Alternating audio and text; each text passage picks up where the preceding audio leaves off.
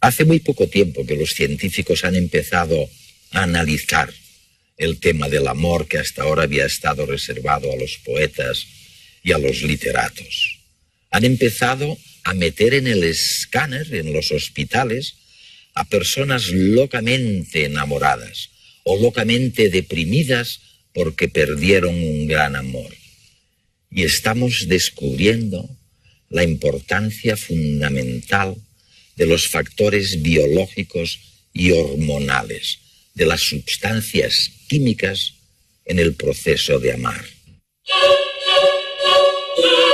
¿Quién no ha sentido alguna vez la fuerza inexplicable del amor?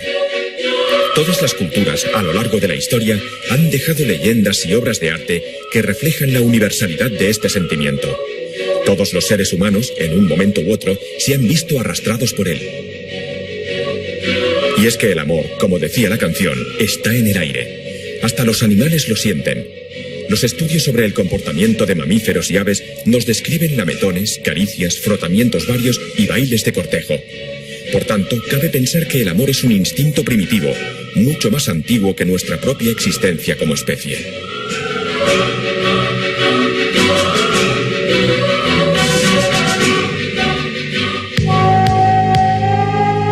Al igual que el ansia de alimento o de agua y el instinto maternal, se trata de una necesidad fisiológica, un impulso profundo, una pulsación que consiste en cortejar y conseguir un determinado compañero para aparearse.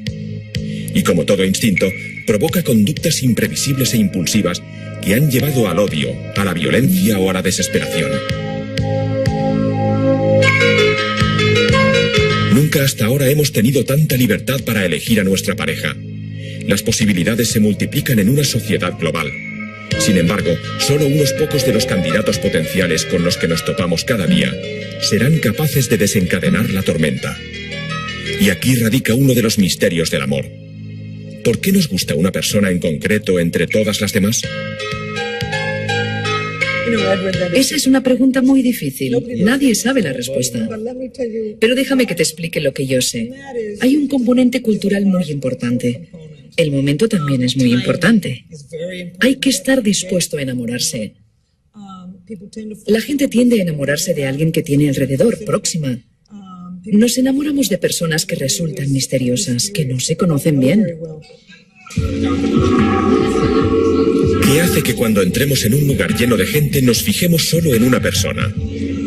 ¿Por qué esa persona y no otra de entre la multitud activa nuestros circuitos cerebrales y enciende la química amorosa?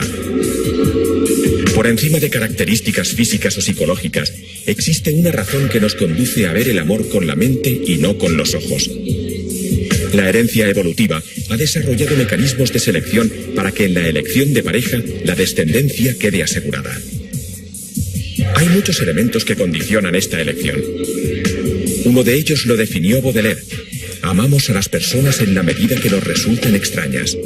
Y es que la naturaleza nos ha dotado de un cableado cerebral para que las personas misteriosas nos parezcan interesantes.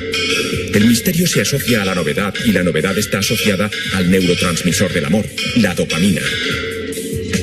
Pero la química del amor es compleja y a menudo nos lleva a contradicciones, ya que en general también sentimos más atracción por personas similares a nosotros. Desde el patrimonio financiero hasta aficiones comunes. Desde las cualidades físicas hasta aspectos más complejos de la personalidad. La genética condiciona todos estos aspectos, así que podemos deducir que los tipos genéticos se atraen. La química del amor ya se encargará de buscar las diferencias para una descendencia genéticamente más variada. También existe una preferencia biológica a elegir parejas bien proporcionadas. La cuestión física es, pues, muy importante. Una cara bonita, simétrica, produce más actividad en las regiones cerebrales implicadas en el enamoramiento. Este punto medio de equilibrio también se aplica a otras proporciones corporales. La más curiosa es la proporción cintura-cadera. Las mujeres cuya circunferencia de cintura se aproxima al 70% de sus caderas lo tienen más fácil para ser elegidas. Los hombres prefieren mujeres con más curvas, ya que tienen mayores posibilidades de tener descendencia. Esta preferencia natural por mujeres sanas y fértiles también tiene su razón evolutiva. Y es que la proporción de las caderas se hereda genéticamente.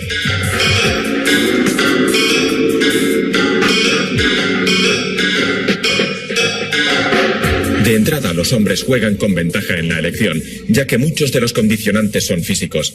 Solo se trata de tener buena vista.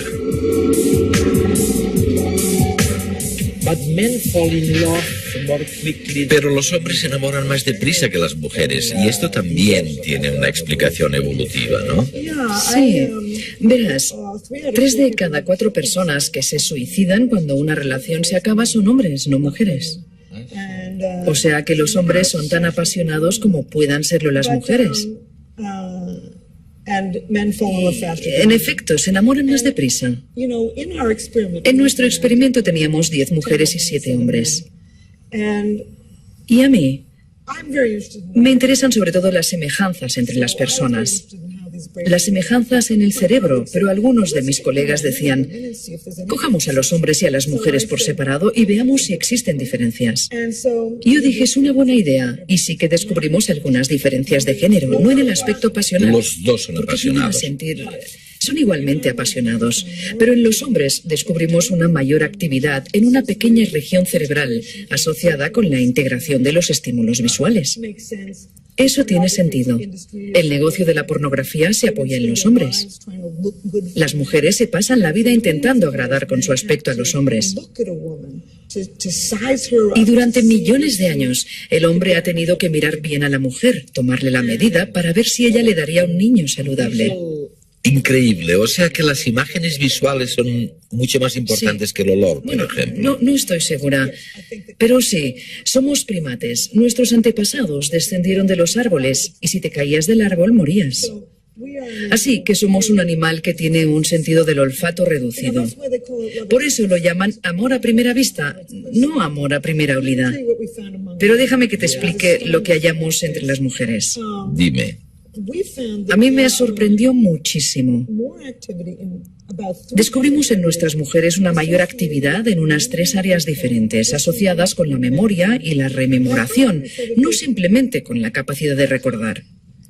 Y al principio me dije, ¿cómo es posible? Y luego pensé, durante millones de años, una mujer no podía mirar a un hombre y saber si podía ser un buen padre y un buen marido. Tenía que recordar. Tenía que recordar lo que había dicho el último día de San Valentín. Lo que había dicho. Sí, es verdad que se acuerdan. Y esperamos que se cumpla lo dicho. Y nos llamamos las unas a las otras por teléfono y lo recitamos para estar seguras de que nos acordaremos. Es un mecanismo de adaptación que las mujeres probablemente han poseído durante 4 millones de años para conseguir al hombre adecuado. ¿Y qué le sucede al cerebro de los mamíferos cuando están realmente locos de amor? Hallamos actividad en muchas partes del cerebro, pero las 2 cosas más importantes fueron la actividad en una pequeñísima fábrica que hay cerca de la base del cerebro, llamada el área ventral tegmental. Y lo que hace esa fábrica es producir dopamina, un estimulante natural, un estimulante que proporciona sensaciones de plenitud, de euforia, cambios de humor.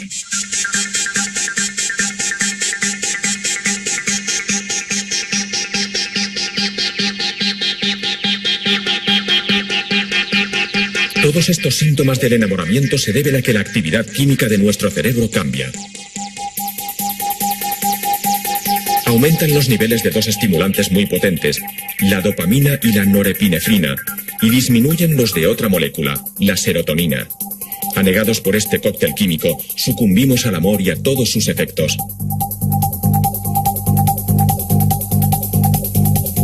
Él o ella se convierten en el centro de todo, en detrimento de cualquier otra cosa o persona. Y es que la dopamina y la norepinefrina ayudan a focalizar nuestra atención.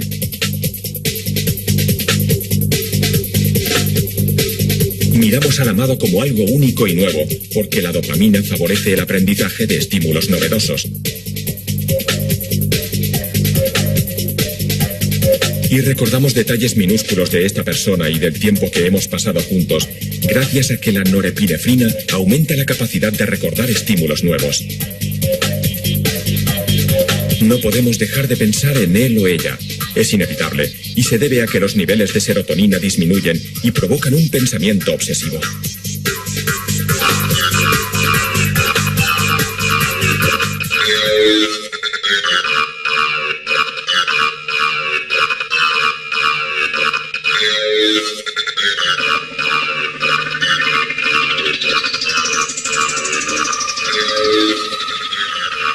Buscamos la manera de tener cosas en común, incluso cambiamos la manera de vestir, nos pasamos del pop a Mozart, todo con el fin de agradarle. Es la dopamina una vez más, que también se asocia con la motivación y con las conductas orientadas a alcanzar un objetivo concreto. Curiosamente, si surgen obstáculos para la relación, los sentimientos se intensifican.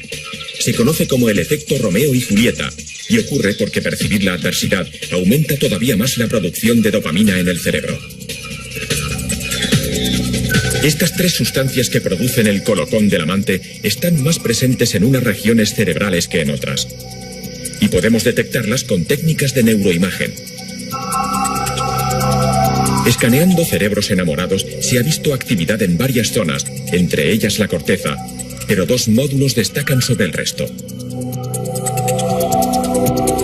El área ventral tegmental, la mayor fábrica de dopamina del cerebro, y el núcleo caudado, una región muy primitiva de donde emana la pasión. Se considera el motor de la mente y su combustible, no podía ser otro, es la dopamina. Ambas regiones forman parte del sistema de recompensa del cerebro, una red mental primordial que nos ayuda a detectar recompensas y a actuar para conseguirlas. En este caso, hace que el amante centre toda su atención en el premio más importante de su vida.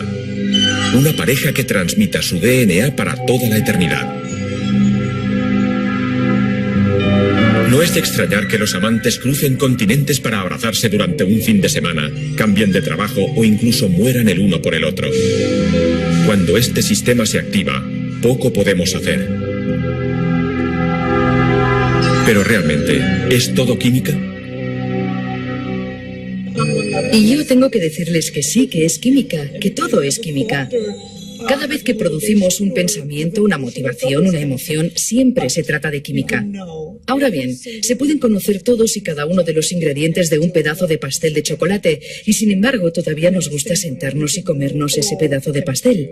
De la misma manera podemos conocer toda la química que hay detrás del amor romántico. Podemos saber muchísimo acerca de él y todavía ser capaces de captar toda su enorme magia. Has mencionado el chocolate.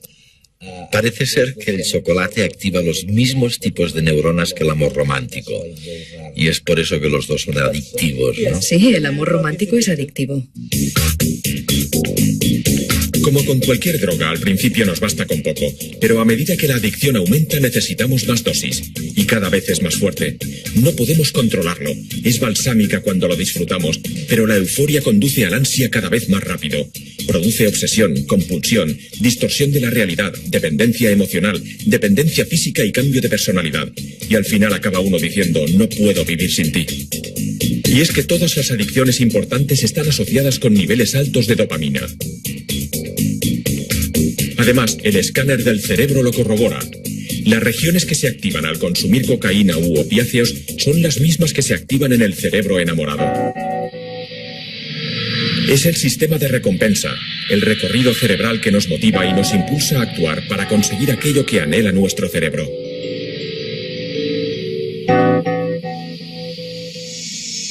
Sí, el amor es una droga adictiva. Una adicción positiva que provoca una feliz dependencia cuando se es correspondido y una ansiedad dolorosa, triste y a veces destructiva cuando es rechazado.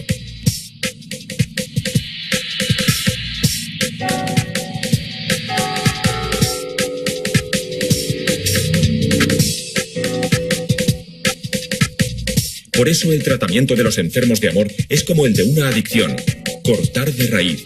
Evitar los restaurantes donde solíamos ir a cenar. No escuchar las mismas canciones. Es decir, evitar todo aquello que despierte en nosotros el deseo de estar con el amante díscolo. Helen, hay algo en lo que todo el mundo estaría de acuerdo. Es lo que tú llamas el impulso sexual general. Sin él no habría niños, los genes no se perpetuarían. El impulso sexual es diferente del amor romántico y es diferente del afecto. También creo que han evolucionado por razones diferentes. El impulso sexual evolucionó para que saliéramos a buscar a nuestras parejas.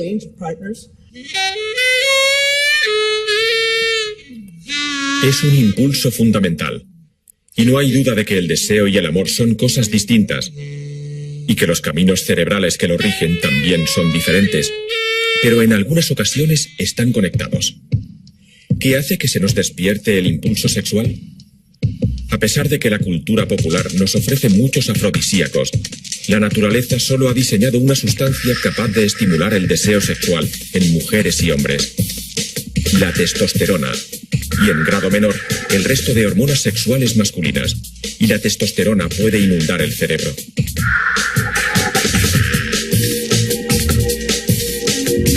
Cuando nos enamoramos de alguien también lo deseamos. ¿Por qué?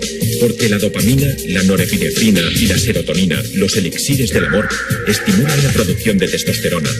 No es de extrañar que los amantes pasen toda la noche acariciándose. La química del amor enciende el deseo más poderoso de la naturaleza: el impulso de copular. Y al revés, ¿es capaz el impulso sexual de desencadenar el amor? No necesariamente, pero puede ocurrir. La actividad sexual puede provocar la liberación de dopamina y de norepinefrina en el cerebro y, por tanto, ayudar a que surja la pasión romántica.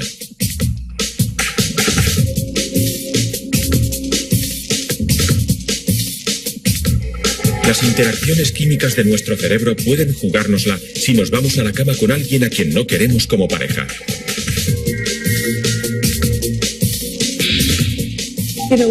Creo que el amor romántico es el impulso verdadero porque emana de este cerebro primitivo y es más fuerte que el impulso sexual. Cuando estamos locamente enamorados queremos irnos a la cama con nuestra pareja, pero lo que realmente queremos es crear una unión emocional. De hecho, una de las características principales del amor romántico es el deseo de contacto sexual. Cuando nos acostamos con alguien y no lo amamos, no nos importa realmente si también se acuesta con otros. Pero cuando nos enamoramos, pasamos a ser realmente posesivos. En la comunidad científica lo llamamos vigilancia de la pareja.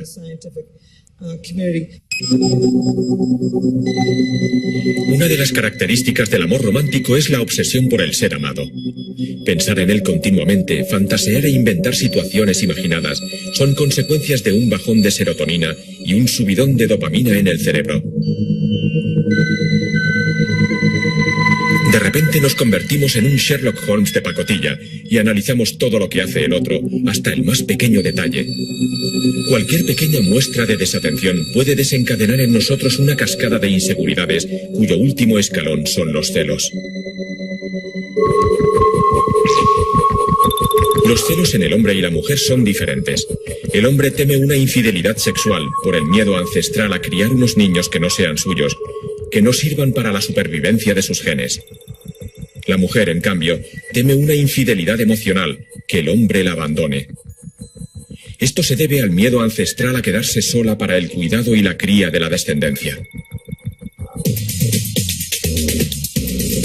También sus reacciones ante un posible afer extramarital son distintas.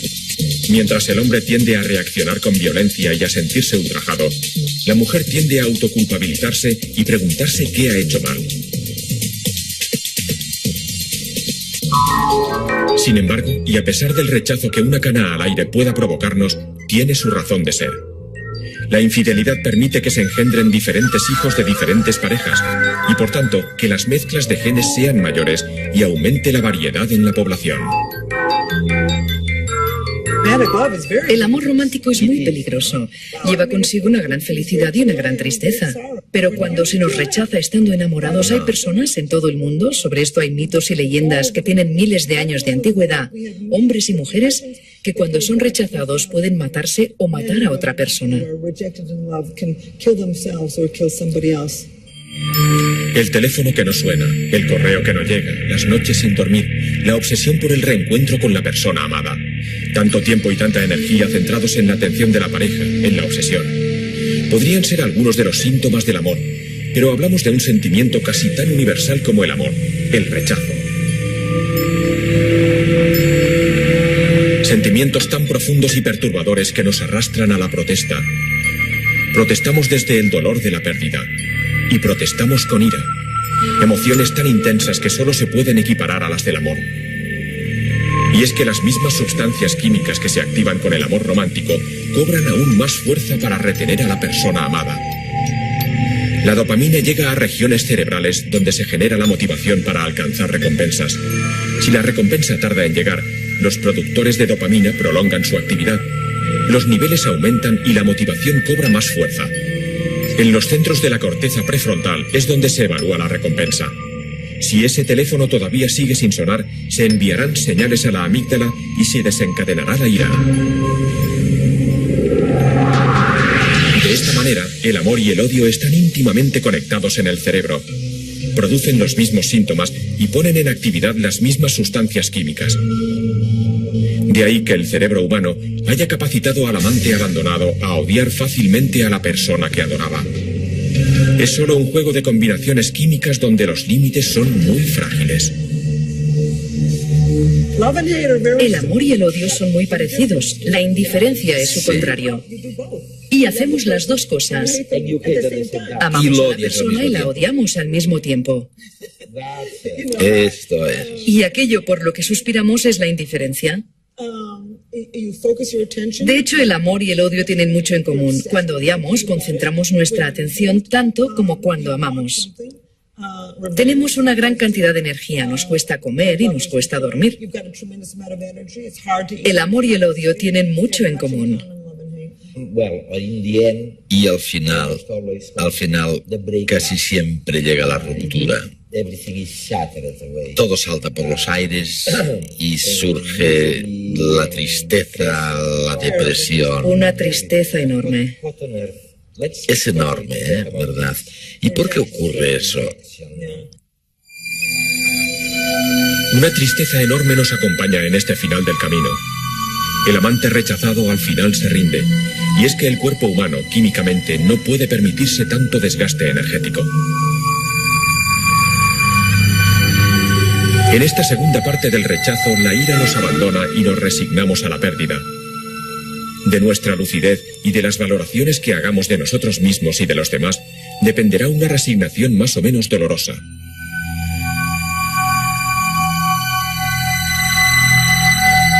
Los sentimientos de resignación y de desesperación son los protagonistas de este final de romance. Estos sentimientos están directamente asociados con el sistema de recompensa del cerebro y evidentemente con su combustible, la dopamina. Cuando al final nos damos cuenta de que la recompensa no llegará, cuando aflora la pérdida, las células productoras de dopamina disminuyen su actividad. Unos niveles bajos de dopamina se asocian al abatimiento y al letargo.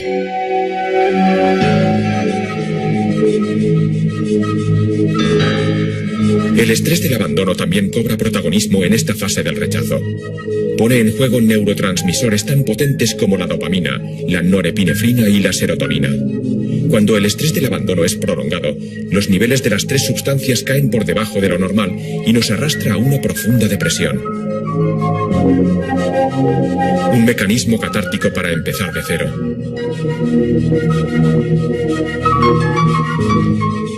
Estamos diseñados para sufrir cuando nos falla el amor. Solo el tiempo nos sacará de la angustia y de la desesperación.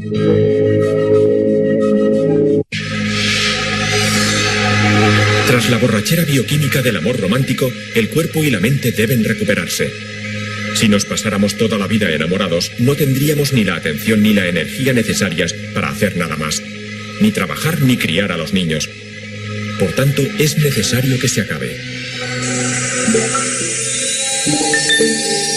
El hipotálamo, una glándula que se encuentra justo debajo del cerebro, se encarga de poner orden segregando dos hormonas, la vasopresina y la oxitocina, que son las responsables de generar lazos de cariño y responsabilidad con los hijos y con la pareja. Ambas recorren la sangre durante el orgasmo y hacen que justo después tengamos una sensación de fusión completa con el otro, que contribuye en gran medida en establecer esos vínculos que permitirán a ambos compartir tiempo y atención para los niños. De esta manera, la locura del amor romántico se transforma en un sentimiento de calma, seguridad y unión con una pareja de larga duración. Sin embargo, la felicidad no es eterna. La monogamia tiene fecha de caducidad. Los últimos datos la sitúan en torno a los 4 años. Es decir, que existe una tendencia universal de cambiar de pareja al cabo de este tiempo.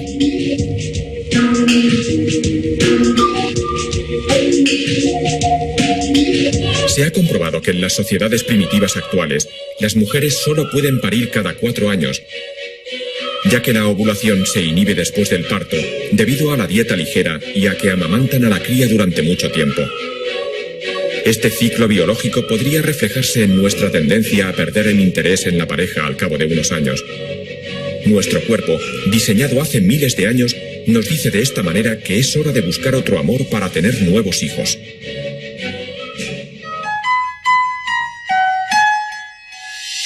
Así que somos monógamos, sí, pero de una manera sucesiva. Estamos hechos para tener varias parejas, una tras otra, e hijos variados para que puedan reproducirse entre sí. Según esto, somos mucho más modernos y liberales de lo que creíamos hasta ahora.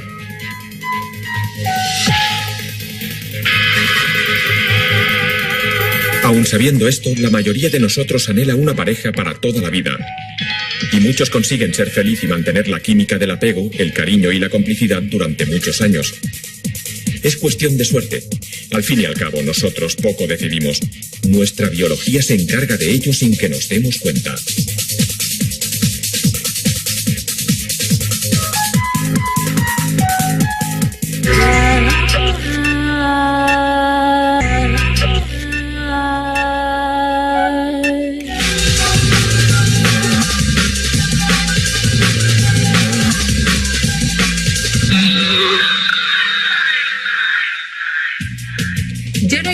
Para decir que estamos bajos de ánimo porque nos encontramos mal.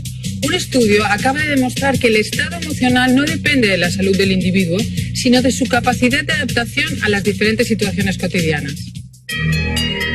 El estudio, dirigido por unos científicos de la Universidad de Michigan, se ha realizado con un grupo de pacientes sometidos a diálisis y con un colectivo de personas sanas. Se analizó el humor que a diario registraban todos los participantes en el experimento a lo largo de una semana. Los resultados fueron contundentes y demostraron que los pacientes de diálisis casi siempre se encontraban de buen humor y su estado emocional no era peor que el de los voluntarios sanos. El grupo de personas sanas aseguraba que si algún día tuvieran que seguir algún tratamiento médico, su ánimo empeoraría, circunstancia que no se correspondía con la realidad de los enfermos renales.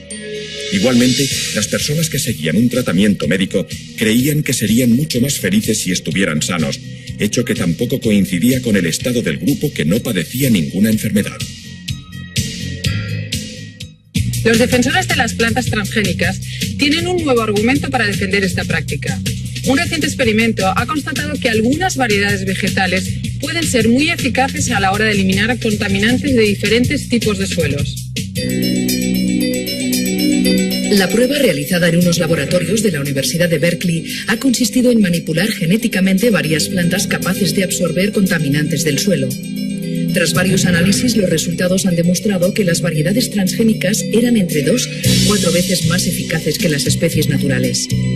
Los científicos han creado 3 plantas transgénicas de la mostaza que han mostrado varios grados de absorción del selenio, una sustancia vital para la vida, pero que en grandes dosis es tóxica.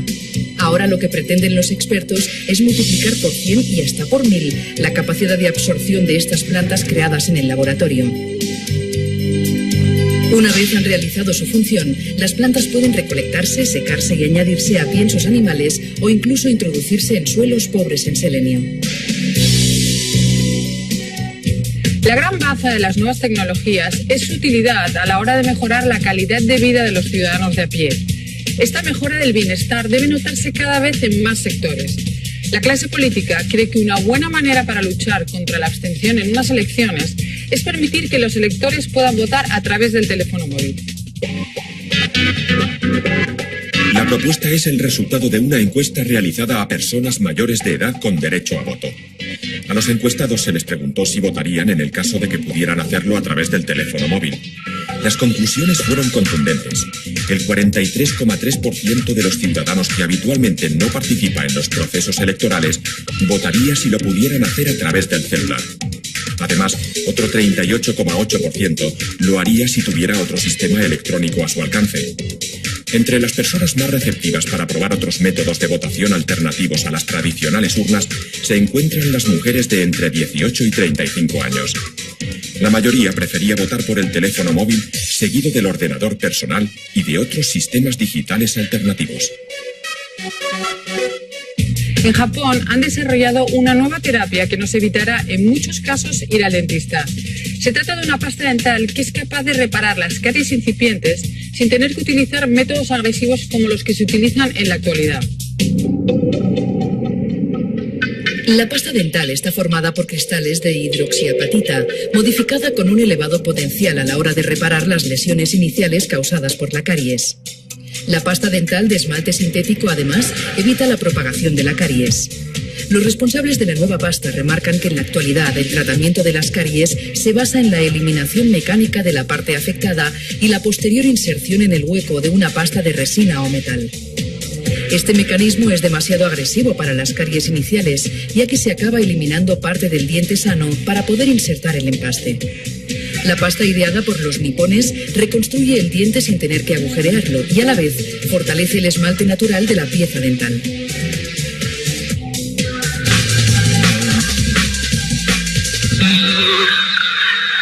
Bienvenidos a Redes. Bueno, nuestros telespectadores en España y en el resto del mundo a través del canal internacional de televisión española. Hoy quédense quietos porque vamos a aportar la ciencia a la comprensión de un fenómeno que afecta a todo el mundo, que es universal y de los que unos salen muy bien parados y felices y los otros no tanto.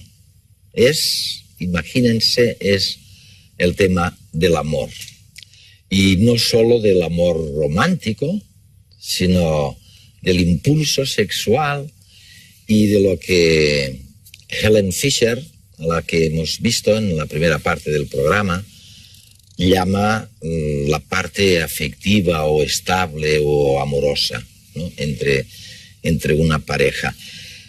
Cuando le oyes hablar a Helen de todos los temas, era en Nueva York, la entrevista la grabamos allá, del amor en términos de dopamina y serotonina y otras, y norepinefrina. Eso. Bueno, sustancias químicas, hormonas. Dices, ¿pero será esto solo el amor? Del que tanto nos han hablado los poetas y los literatos, que tú también conoces, Paula.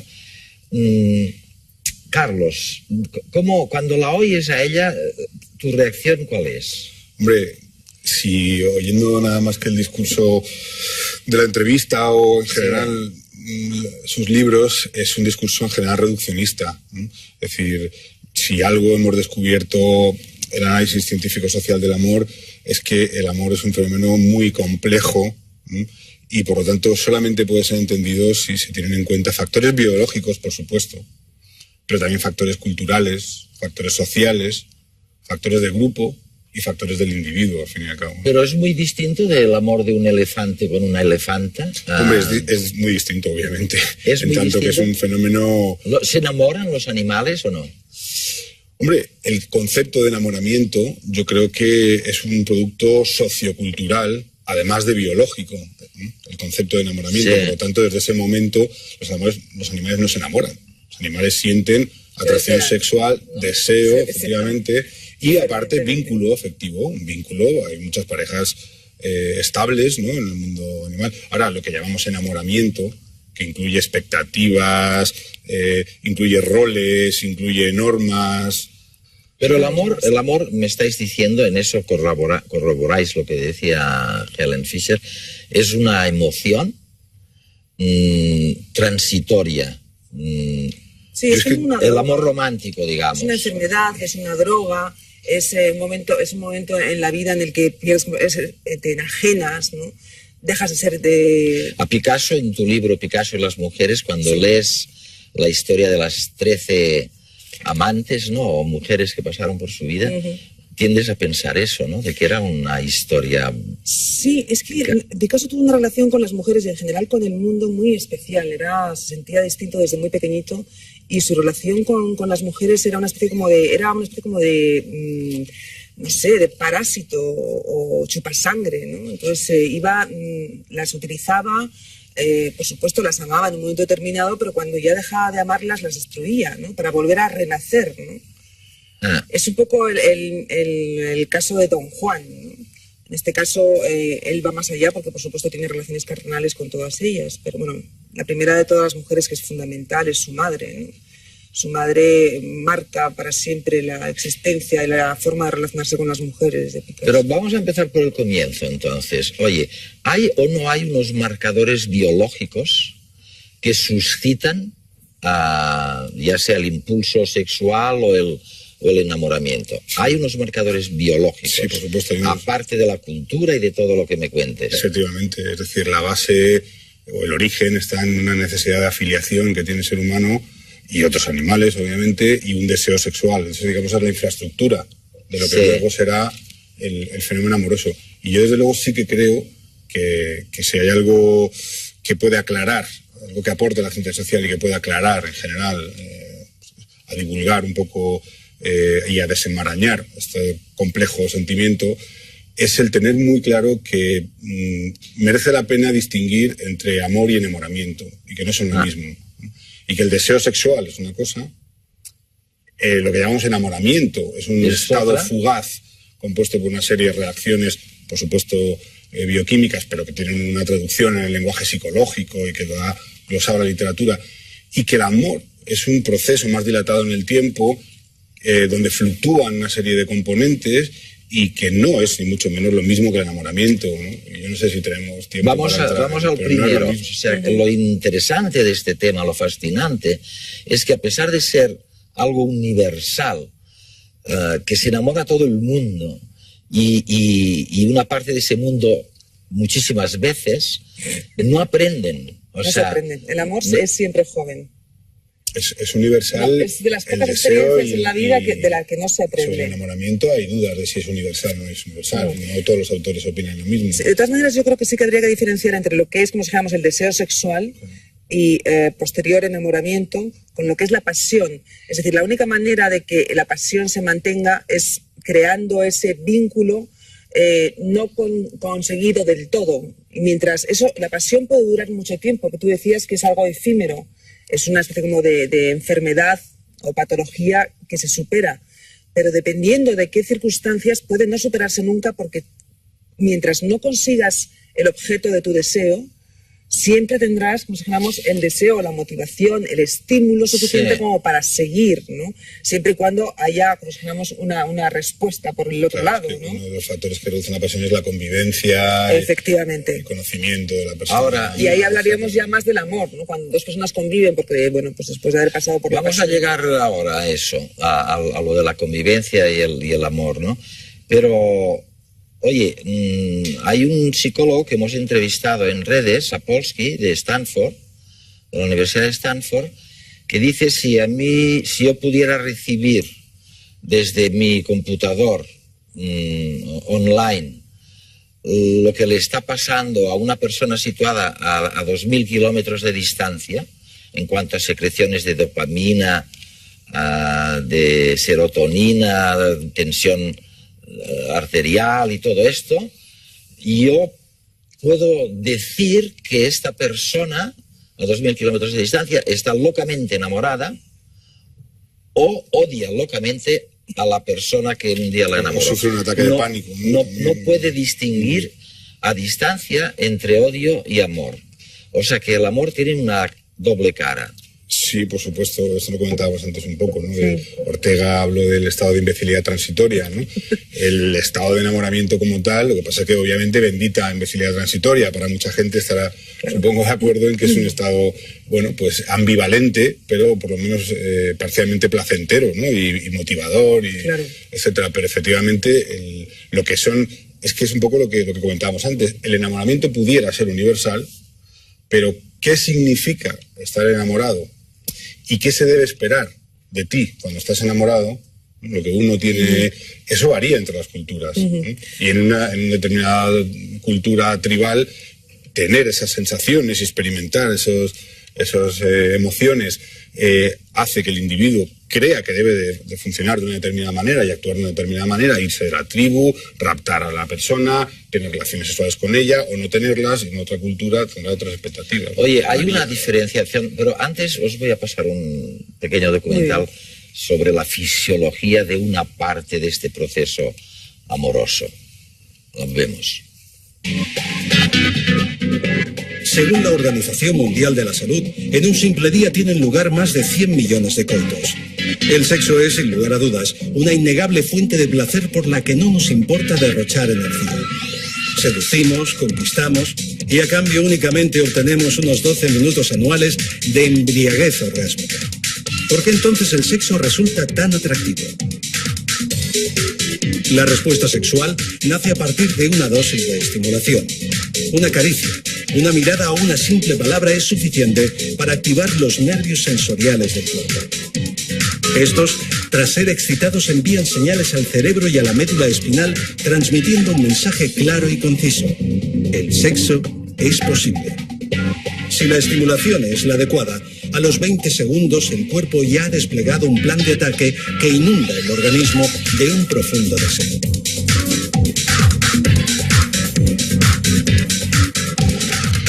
Las células del sistema nervioso parasimpático localizadas en la médula espinal segregan rápidamente dos sustancias, la acetilcolina y el óxido nítrico.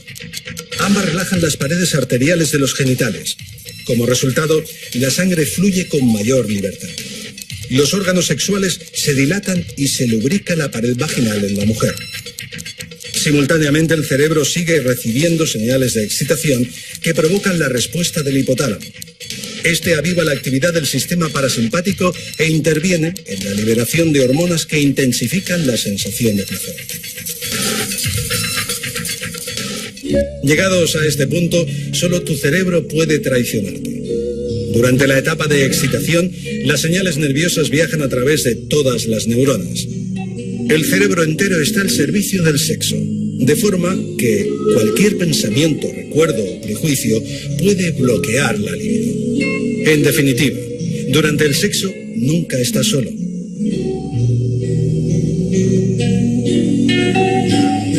Pero si todo va bien, el deseo sexual crece hasta llegar a los albores del clímax.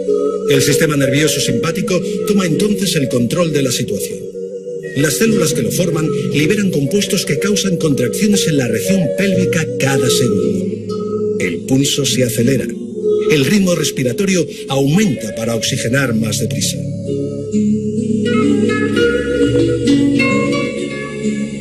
El hipotálamo, a su vez, recibe órdenes de segregar en el torrente sanguíneo una cantidad masiva de oxitocina y dopamina. Estas dos sustancias recorrerán todo tu organismo provocándote un intenso placer que crecerá progresivamente.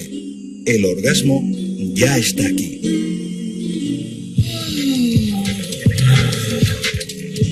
Un estado de bienestar, tranquilidad y somnolencia se apodera ahora de tu cuerpo.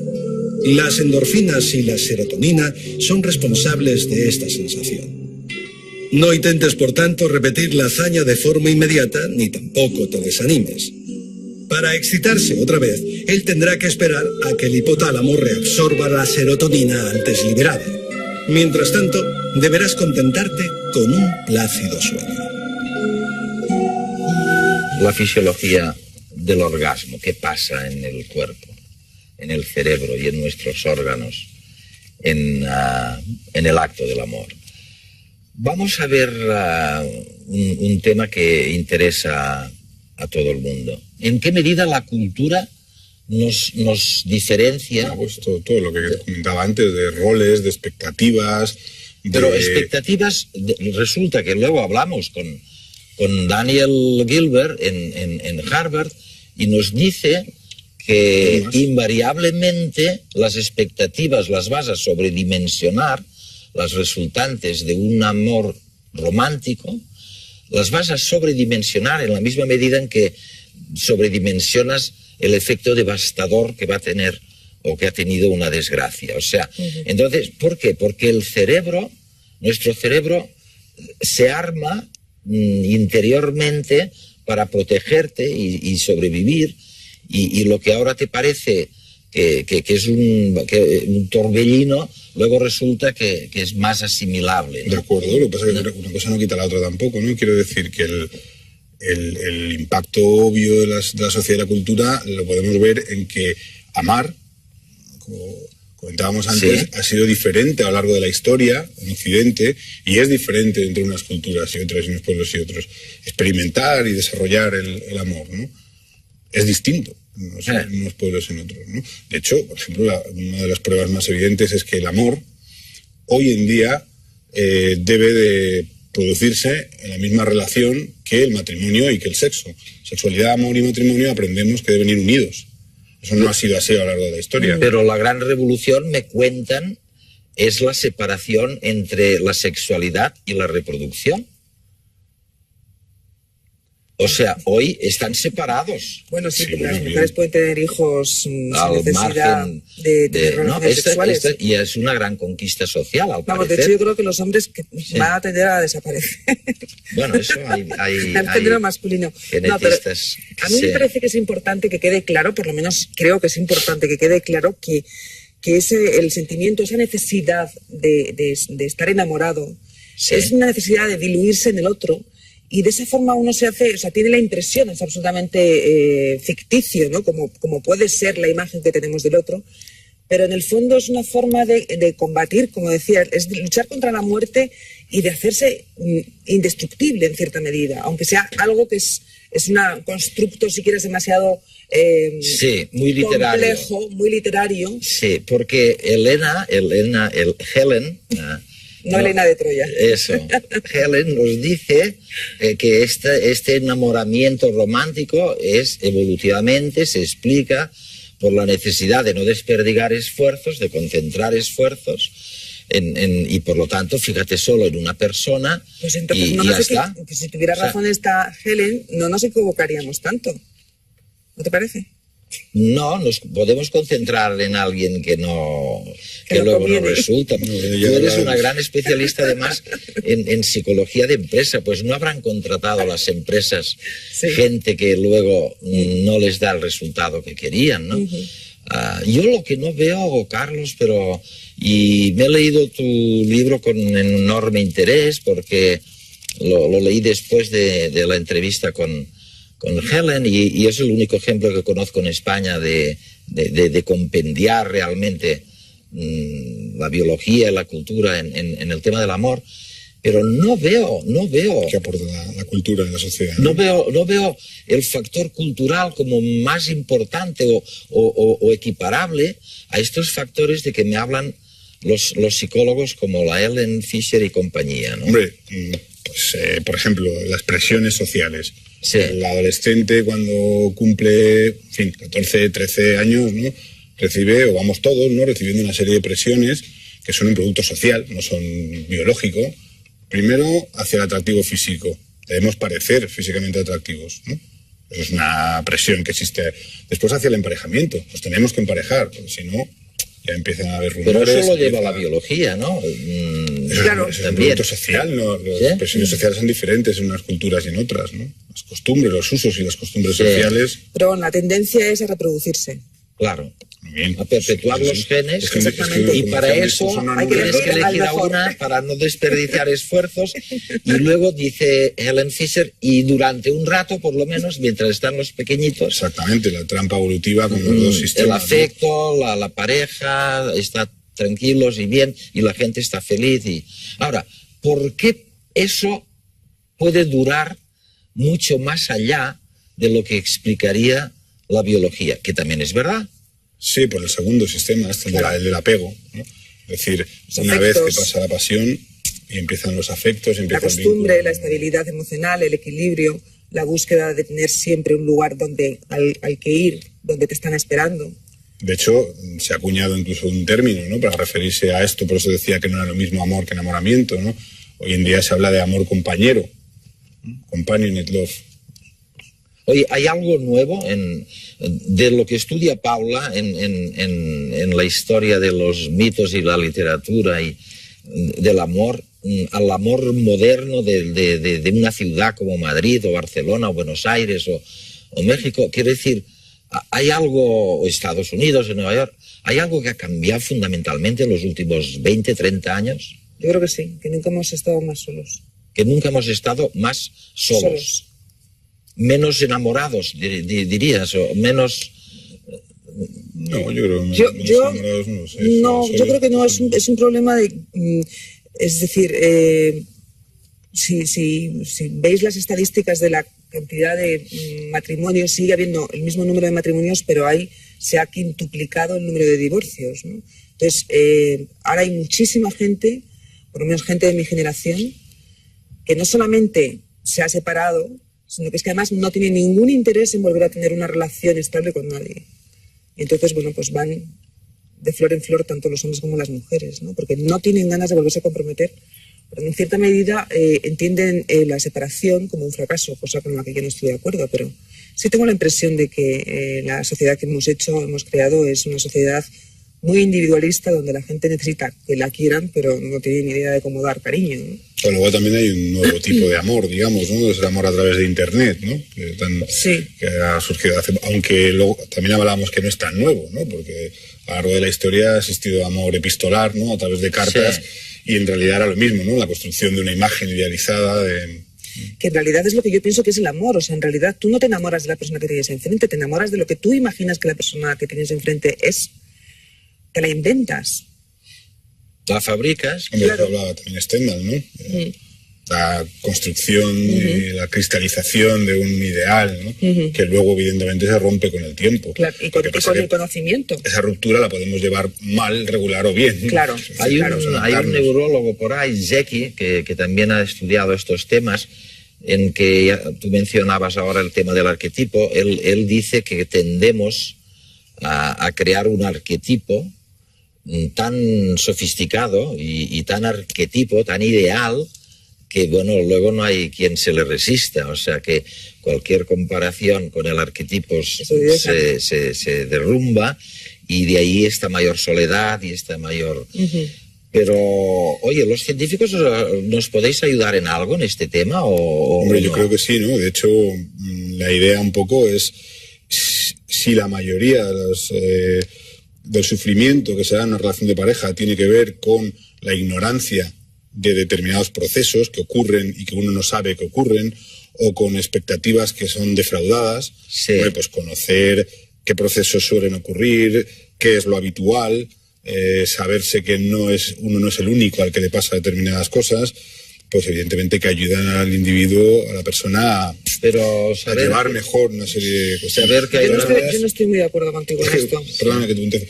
Tampoco tiene por qué ser necesariamente el objetivo final que una pareja a toda costa permanezca unida. No solamente eso, sino que incluso aún la satisfacción del individuo, ¿no? El saber que hay muchas otras personas que están en tu misma situación, o el saber que generalmente cuando llevas 3 años de convivencia empiezas a odiar ciertas cosas que hace el otro, o en fin, que ya no hay esa relación idílica que había al principio de la convivencia, el saberlo no nos libra de repente tener la sensación de que estás perdiendo el tiempo, que estás con una persona que ya no quieres, que ya no deseas, que ya no... Pues que el error yo creo que está ahí, en que ya no quieres. El error está en pensar que enamoramiento y amor es lo mismo, y que si dejas de estar loca y apasionadamente enamorado es que ya no quieres. Claro, ese es el problema, pero es que hay distintas fases, es decir, no es lo mismo estar enamorado que el amor. Digo, cuando uno termina de estar enamorado, tiene que buscar fórmulas para poder seguir conviviendo y para poder seguir estando con esa persona. Objetivos comunes, proyectos de vida, los hijos, el ocio o el ocio compartido. ¿No? Muy fuerte. Un vínculo afectivo también, pero ya no es la pasión. Muy bien, de acuerdo. Pero hay veces que eso no se construye. Es decir, que después de la pasión no se construye otra fórmula. Oye, tenemos un juego especial a nuestros telespectadores, y es el del concurso. Es esta vez, este trimestre. Recordaremos. Es un mecanismo de adaptación que las mujeres probablemente han poseído durante 4 millones de años para conseguir al hombre adecuado. ¿Y qué le sucede al cerebro de los mamíferos cuando están realmente locos de amor? Hallamos actividad en muchas partes del cerebro, pero las 2 cosas más importantes fueron la actividad en una pequeñísima fábrica que hay cerca de la base del cerebro, llamada el área ventral tegmental. Y lo que hace esa fábrica es producir dopamina, un estimulante natural, un estimulante que proporciona sensaciones de plenitud, de euforia, cambios de humor.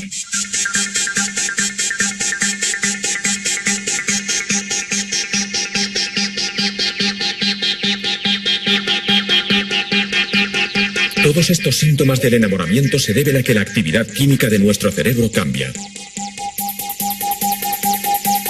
Aumentan los niveles de dos estimulantes muy potentes, la dopamina y la norepinefrina, y disminuyen los de otra molécula, la serotonina. Anegados por este cóctel químico, sucumbimos al amor y a todos sus efectos.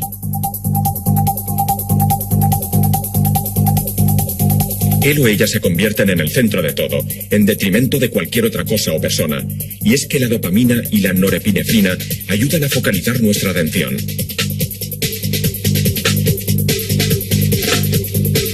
Miramos al amado como algo único y nuevo, porque la dopamina favorece el aprendizaje de estímulos novedosos.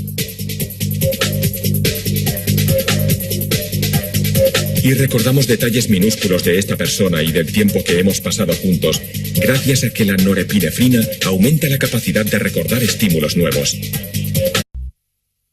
Hace muy poco tiempo que los científicos han empezado a analizar el tema del amor que hasta ahora había estado reservado a los poetas y a los literatos. Han empezado a meter en el escáner, en los hospitales, a personas locamente enamoradas o locamente deprimidas porque perdieron un gran amor. Y estamos descubriendo la importancia fundamental de los factores biológicos y hormonales, de las sustancias químicas en el proceso de amar. ¿Quién no ha sentido alguna vez la fuerza inexplicable del amor? Todas las culturas a lo largo de la historia han dejado leyendas y obras de arte que reflejan la universalidad de este sentimiento. Todos los seres humanos, en un momento u otro, se han visto arrastrados por él. Y es que el amor, como decía la canción, está en el aire. Hasta los animales lo sienten. Los estudios sobre el comportamiento de mamíferos y aves nos describen lametones, caricias, frotamientos varios y bailes de cortejo. Por tanto, cabe pensar que el amor es un instinto primitivo, mucho más antiguo que nuestra propia existencia como especie.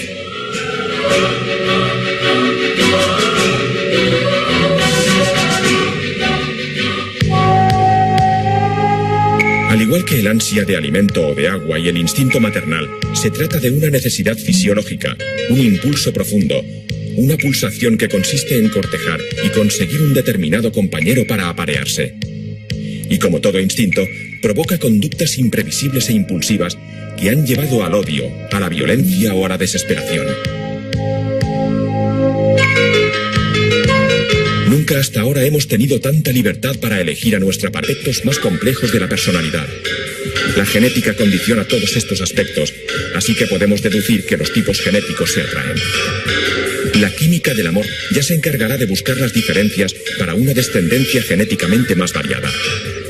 También existe una preferencia biológica a elegir parejas bien proporcionadas. La cuestión física es, pues, muy importante. Una cara bonita, simétrica, produce más actividad en las regiones cerebrales implicadas en el enamoramiento. Este punto medio de equilibrio también se aplica a otras proporciones corporales. La más curiosa es la proporción cintura-cadera. Las mujeres cuya circunferencia de cintura se aproxima al 70% de sus caderas lo tienen más fácil para ser elegidas. Los hombres prefieren mujeres con más curvas, ya que tienen mayores posibilidades de tener descendencia. Esta preferencia natural por mujeres sanas y fértiles también tiene su razón evolutiva. Y es que la proporción de las caderas se hereda genéticamente.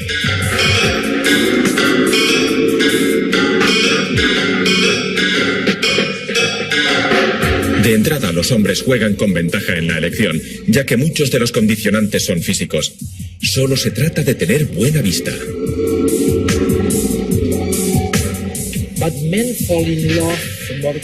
Pero los hombres se enamoran más deprisa que las mujeres, y esto también tiene una explicación evolutiva, ¿no? Sí. Verás, 3 de cada 4 personas que se suicidan cuando una relación se acaba son hombres, no mujeres. O sea que los hombres son tan apasionados como puedan serlo las mujeres. En efecto, se enamoran más deprisa. En nuestro experimento teníamos 10 mujeres y 7 hombres. Y a mí me interesan sobre todo las semejanzas entre las... Las posibilidades se multiplican en una sociedad global. Sin embargo, solo unos pocos de los candidatos potenciales con los que nos topamos cada día serán capaces de desencadenar la tormenta. Y aquí radica uno de los misterios del amor.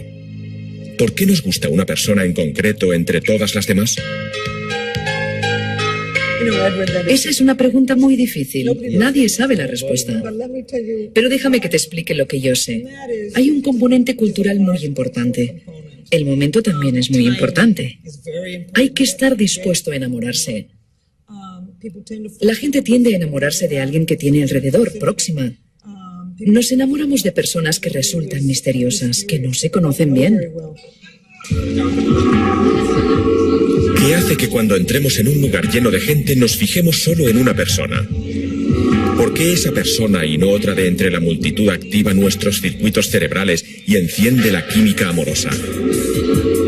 Por encima de características físicas o psicológicas, existe una razón que nos conduce a ver el amor con la mente y no con los ojos. La herencia evolutiva ha desarrollado mecanismos de selección para que en la elección de pareja la descendencia quede asegurada. Hay muchos elementos que condicionan esta elección. Uno de ellos lo definió Baudelaire. Amamos a las personas en la medida que nos resultan extrañas. Y es que la naturaleza nos ha dotado de un cableado cerebral para que las personas misteriosas nos parezcan interesantes. El misterio se asocia a la novedad y la novedad está asociada al neurotransmisor del amor, la dopamina. Pero la química del amor es compleja y a menudo nos lleva a contradicciones, ya que en general también sentimos más atracción por personas similares a nosotros. Desde el patrimonio financiero hasta aficiones comunes. Desde las cualidades físicas hasta las personas. Las semejanzas en el cerebro, pero algunos de mis colegas decían, cojamos a los hombres y a las mujeres por separado y veamos si existen diferencias. Y yo dije, es una buena idea, y sí que descubrimos algunas diferencias de género, no en el aspecto pasional. Los dos son apasionados. Son igualmente apasionados, pero en los hombres descubrimos una mayor actividad en una pequeña región cerebral asociada con la integración de los estímulos visuales. Eso tiene sentido. El negocio de la pornografía se apoya en los hombres. Las mujeres se pasan la vida intentando agradar con su aspecto a los hombres. Y durante millones de años, el hombre ha tenido que mirar bien a la mujer, tomarle la medida para ver si ella le daría un niño saludable. Increíble, o sea que las imágenes visuales son mucho más importantes que el olor, por ejemplo. No estoy segura, pero sí, somos primates. Nuestros antepasados descendieron de los árboles y si te caías del árbol morías. Así que somos un animal que tiene un sentido del olfato reducido. Por eso lo llaman amor a primera vista, no amor a primera olida. Pero déjame que te explique lo que hallamos entre las mujeres. Dime. A mí me sorprendió muchísimo. Descubrimos en nuestras mujeres una mayor actividad en unas 3 áreas diferentes, asociadas con la memoria y la rememoración, no simplemente con la capacidad de recordar. Y al principio me dije, ¿cómo es posible? Y luego pensé, durante millones de años, una mujer no podía mirar a un hombre y saber si podía ser un buen padre y un buen marido. Tenía que recordar lo que había dicho el último día de San Valentín, lo que había dicho. Sí, es verdad que y nos acordamos. Y esperamos que se cumpla lo dicho. Y nos llamamos las unas a las otras por teléfono y lo recitamos para estar seguras de que nos